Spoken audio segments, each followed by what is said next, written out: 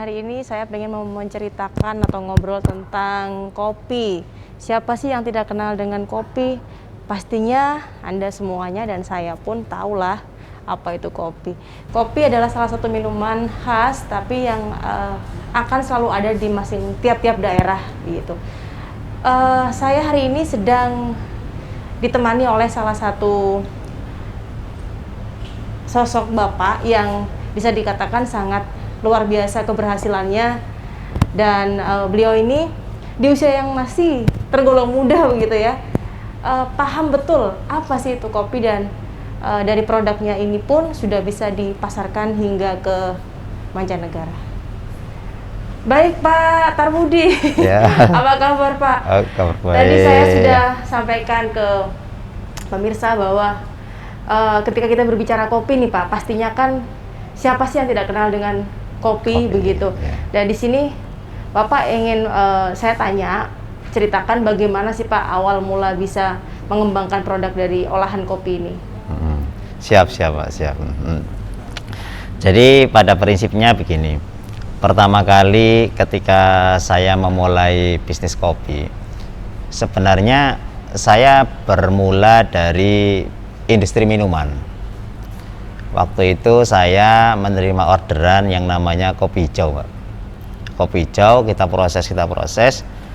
Dari proses itu menyisakan kopi. Ketika itu saya buat kopi hijau itu kan kurang lebih kebutuhan 5 kilo kopi hijau itu membutuhkan 25 kilo kopi biasa itu, karena harus kita sortir, ketemu cuma 5 kilo, sisanya ini kan buang gitu kan. Waktu itu aku punya ide, ini gimana kalau kita proses saja, kita masukkan ke warung kopi. Akhirnya dari tahapan itu kok tiba-tiba bagus itu loh, permintaannya bagus. Habis itu saya harus berpikir ini, bagaimana sisa ini akan menjadi core bisnis juga gitu.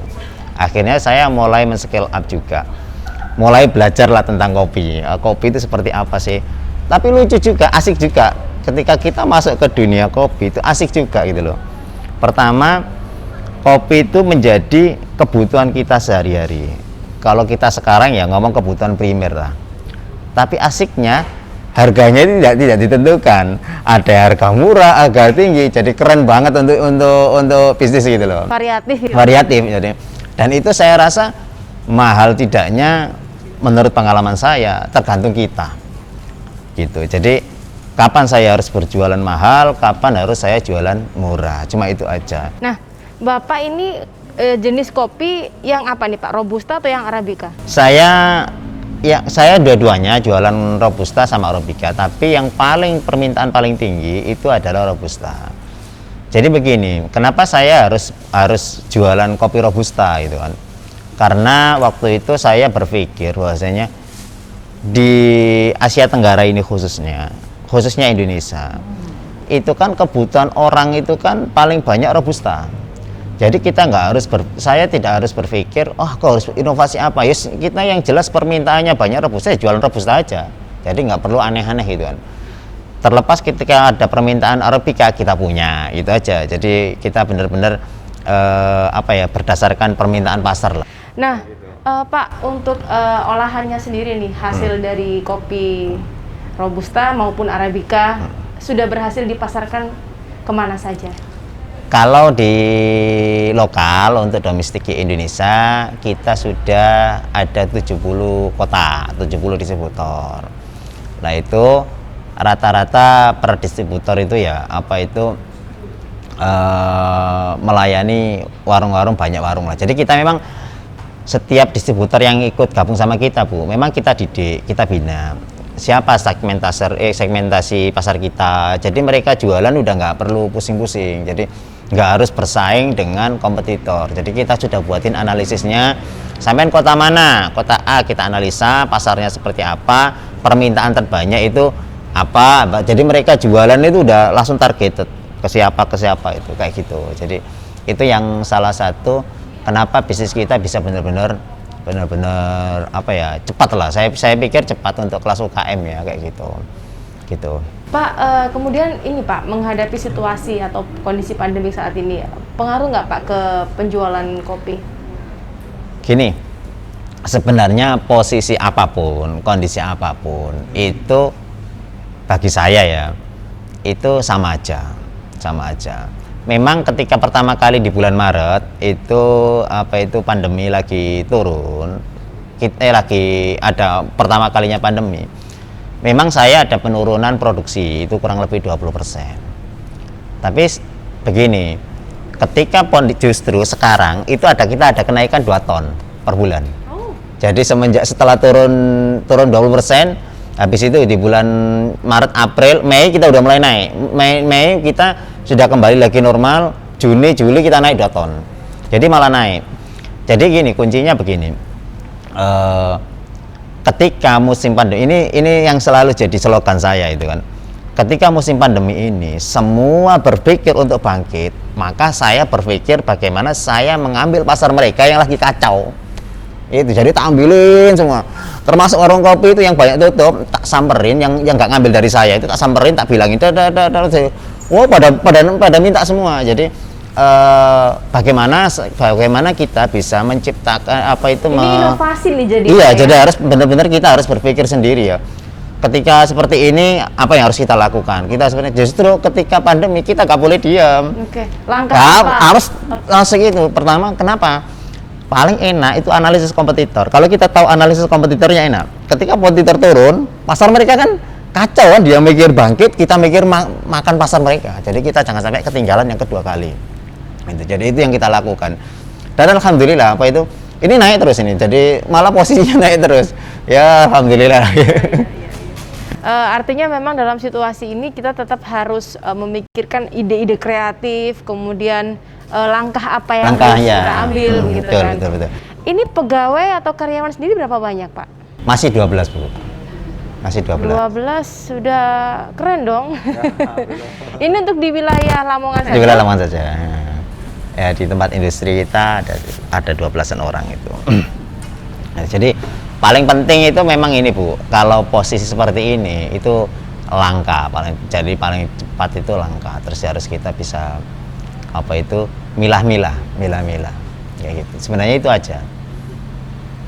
Nah, kalau dari Bapak sendiri nih kaitannya dengan kondisi saat ini pandemik begitu ya. Pastinya kan ada langkah atau ide kreatif lainnya yang tadi Bapak sudah sampaikan. Itu apa Pak suka dukanya? Untuk di musim pandemi ini atau bagaimana? Dalam proses untuk ini yang jelas begini, Bu.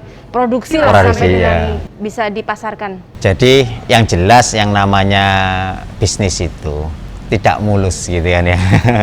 Jadi kita mesti banyak lika-liku yang harus kita kita alami gitu kan. Nah, dari sini memang kita harus pelajarin. Oh, ada masalah ini, berarti solusinya bagaimana? Harus kita kalau saya list, Bu. Oh, kasus ini masalahnya ini, solusinya ini. Jadi gitu terus. Jadi pengalaman saya. Sehingga banyak teman-teman ketika tanya, Pak, kalau begini kondisinya seperti apa? Ya harus sampai seperti ini. Jadi memang murni pengalaman. Makanya fungsinya. Kenapa kita harus gabung di sini? Itu karena masalah-masalah jangan sampai kita ikut masalahnya dia itu juga masalah teman-teman ini juga kita mengalami. Kalau mereka sudah punya solusi, ngapain kita harus mengikuti masalahnya dia? Artinya memang bisa disolusikan bersama-sama. Kita sharing bersama-sama. Iya, itu salah satu untuk menghindari masalah-masalah yang mungkin akan terjadi, gitu kan, kayak gitu. Apakah di sektor penjualan juga sama, Pak? Akan ada sharing? Oh iya, sama. Jadi gini, pada prinsipnya kita jualan itu, Bu ya, itu begini. Bagaimana kita memahami segmentasi pasar kita gitu. Jadi begini, misal sampean saya jualan kopi ini, Bu. Jualan ke orang yang nggak suka kopi, kan jelas nggak diterima kan gitu. Makanya teman-teman udah segmentasi paling pas untuk jualan produk kopi ini ya warung kopi. Karena udah pasti laku. Tinggal ada beberapa kemungkinan. Satu, mereka sudah trust sama produk lain atau belum. Maksudnya loyalitas brandingnya kan ada ya gitu. Ada yang nggak mau, pokoknya nggak produk ini nggak mau, ada yang seperti itu. Jadi udah benar-benar fanatik ya, dengan rasa itu misalnya. Yang kedua, atau mereka memang belum punya modal, bisa jadi kan seperti itu, oh nggak punya uang gitu, atau produk kita memang ketinggian harganya. Nah itu harus kita benar-benar analisa gitu. Nah sebenarnya untuk menganalisa seperti itu ada cara-caranya juga. Misal kalau ada orang fanatik gitu kan, jadi contoh kecil produk saya ini Bu, jadi ketika kita kan sudah, ya alhamdulillah sudah kita ke beberapa kali kemana, ke luar negeri kan, ada yang ke Rusia, ke Jepang, Middle East dan sebagainya. Otomatis produk saya kan ya alhamdulillah diterima sama pasaran mereka gitu kan. Waduh, keren Gitu. banget ya. Ini pemirsa, kopi Giras ini sudah sampai di mancanegara loh, sudah berkeliling loh. Ya kan? Jadi kalau misalnya pemirsa lagi di luar negeri ya mungkin bisa menjumpai atau bisa membeli kopi Giras juga begitu ya, Pak ya? Iya. Tapi nggak banyak gitu kan. Tapi paling tidak begini, dengan kita seperti itu, bagaimana kita bisa merubah fanatisme orang produk satu ke produk lain, yaitu salah satunya yang saya lakukan begini Bu. Saya itu pernah berjumpa dengan salah satu warung itu yang benar-benar fanatis, banget, sehingga saya bilang begini, saya merubah fanatisme tadi, bagaimana mereka sudah nggak kepikiran seperti itu. Sampai saya dibilang, ayo ini coba ini kopi saya, diminum Mbak, minum, wah kopinya kurang enak dan lain sebagainya. Saya bilang begini aja, sebenarnya itu yang salah itu mulut kamu kali lagi dia gitu. Jadi dia secara emosional udah kita mainkan kan. Nah, ketika ngomong gitu, faktanya apa? Produk saya loh sudah diterima di mancanegara, kita ada di 70 kota. Kalau kamu bilang produk kita itu ndak enak gitu kan, ya yang salah kan mulut kamu lagi. Itu dia rame ketawa itu, iya ya lah, closing juga akhirnya sekarang udah pakai produk saya gitu. Jadi maksudnya bagaimana kita bisa memainkan otak mereka untuk mau meminum kopi saya. Iya. Itu ada cerita juga waktu saya di luar negeri Bu. Saya itu bisanya jualan sebenarnya. Kalau ngomong kopi apa, kopi B, kopi C itu jujur aja saya nggak paham.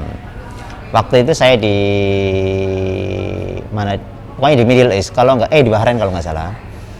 Nah, waktu itu ketemulah sama barista cerita banyak. Akhirnya keliling-keliling, paslah di booth saya ditanya, ini kopi apa ini gitu. Sebelum saya ditanya aneh-aneh, saya tanya balik gitu.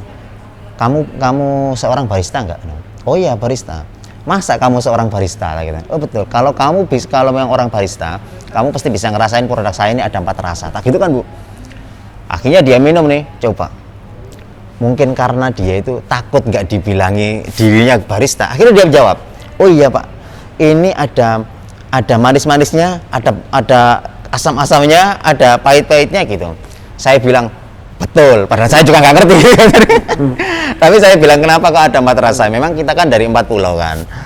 Saya ngambil ada yang dari Lampung, dari Jawa, dari Bali sama Flores kan, tak gabung jadi satu. Memang secara logis kan mestinya 4 rasa, tapi saya nggak tahu rasa yang mana, nggak tahu juga. Dari mana saja tadi Pak? Lampung, Jawa, Bali sama NTT, Flores. Akhirnya membentuk menjadi 4 rasa. 4 rasa gitu kan. Sekalipun saya sendiri nggak tahu rasanya yang seperti apa gitu kan. Nah itu akhirnya mereka mengatakan produk ini recommended gitu Bu. Jadi akhirnya gitu. Jadi kita manfaatin mereka. Terus banyak juga hal. Jadi banyak yang mengatakan bagaimana produk ini kan kita itu paling banyak dikritisi sama barista Bu. Paling banyak. Tapi saya cuekin aja. Karena barista yang betul-betul paham tes kopi gitu kan. Tapi yang namanya kita marketing kan nggak mau kalah ya, kan gitu. Saya ketika mereka tanya, ini tesnya itulah menurut kamu, bukan menurut saya. Jadi bagaimana kita bisa membalikkan mindset itu? Yang penting kita kan jualan tuh Bu, kan gitu. Jadi gini, kalau menurut saya produk yang paling laku, produk yang paling enak itu produk yang paling diterima sama masyarakat, bukan menurut pandangan kita, kan gitu tuh Bu. Jadi kalau parameternya di mana? Ya jualan yang paling banyak itu yang paling diterima sama masyarakat. Berarti itu ya paling enak. Tapi ini racikan dari kopi ini Pak Tarmuji yang bikin racikannya? Saya sendiri. Itu berapa lama tuh Pak butuh prosesnya? Ya iseng-iseng aja. Jadi nggak perlu berapa lama, iseng-iseng aja. Tapi ya Enak alhamdulillah. bisa. Jadi kalau mau bikin kopi idenya bisa iseng-iseng. Iya. Kan pastinya dari awal pastinya ada kegagalan ya Pak ya, Iya. dan dirasa mungkin ini belum cukup Belum cukup. atau ini belum pas gitu. Kemudian hingga berproses gitu kan, dan sekarang sudah survive gitu. Jadi pada prinsipnya gini Bu, kenapa kok kita dulu, saya merasakan bahwasanya kenapa kok bisnis ini sering gagal itu waktu dulu itu kan karena memang kita pertama ya nggak tahu aku harus jual kemana gitu, sehingga akhirnya ngawur Bu, jualan kita ngawur sehingga produk itu diterima masyarakat apa tidak kan gitu. Jadi kita nggak nganeh-nganeh. Jadi ini dulu kan saya aneh-aneh bikin produk yang unik gitu kan. Ketika produk unik jadi kita sudah modal besar, nggak tahu pasar saya, akhirnya bangkrut gitu terus. Jadi sehingga dengan kopi itu kan, oh udah pasti diterima ini. Makanya kenapa saya nggak mau bikin aneh-aneh. Kenapa saya nggak mau bikin kopi cappuccino lah, kopi apalah, kopi apa.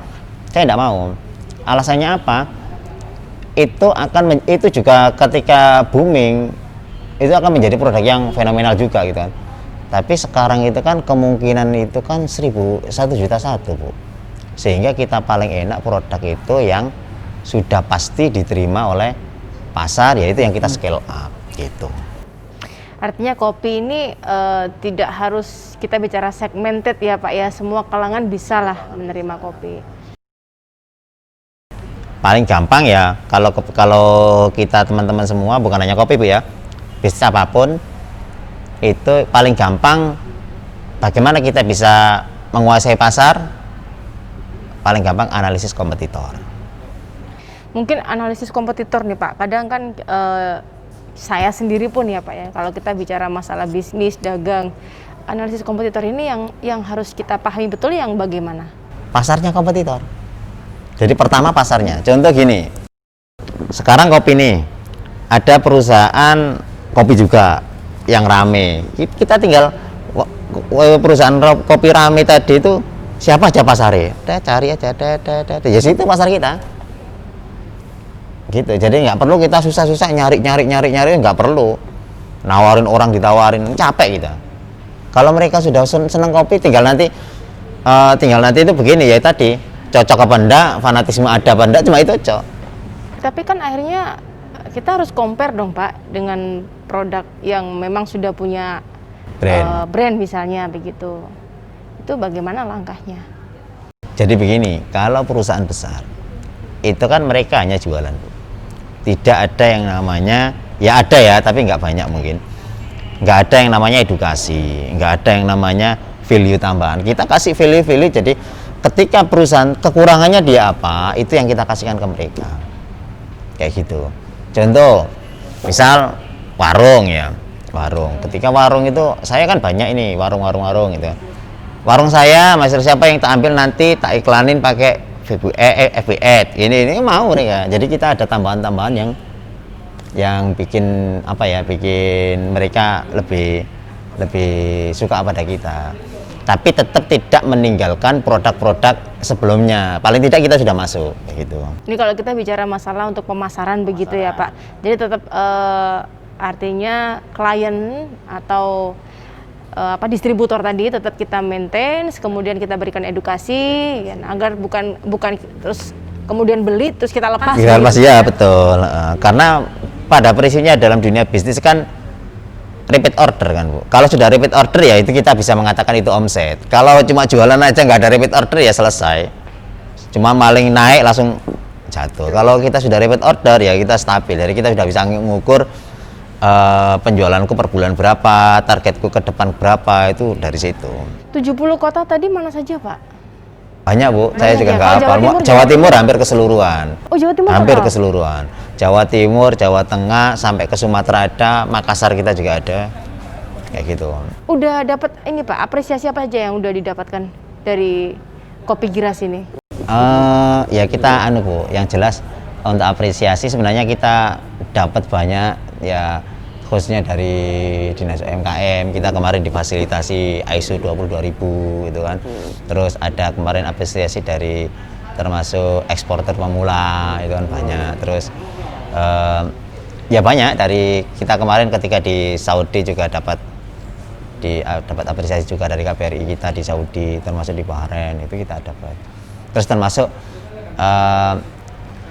kita kan sering diundang sih, undangan untuk ikut-ikut pameran di luar negeri, itu kan salah satu bentuk pemerintah juga memandang kita itu mungkin mampu ya, seperti itu. Yang terakhir nih Pak Turbi, tipsnya apa ketika misalnya teman-teman atau pemirsa semuanya dan khususnya nih generasi milenial nih Pak ya, yang ingin membuka usaha baru atau bisnis baru di bidang kopi. Silakan Pak. Jadi begini, pada prinsipnya bisnis itu kita tidak boleh idealis. Bisnis itu kapitalis. Jadi apapun model bisnisnya ya sudah kita kapitalis. Yang paling penting hasilnya aja untuk idealis. Jadi idealisnya kita bagaimana? Bagaimana kita mendapatkan omset sebanyak-banyaknya, keuntungan sebanyak-banyaknya.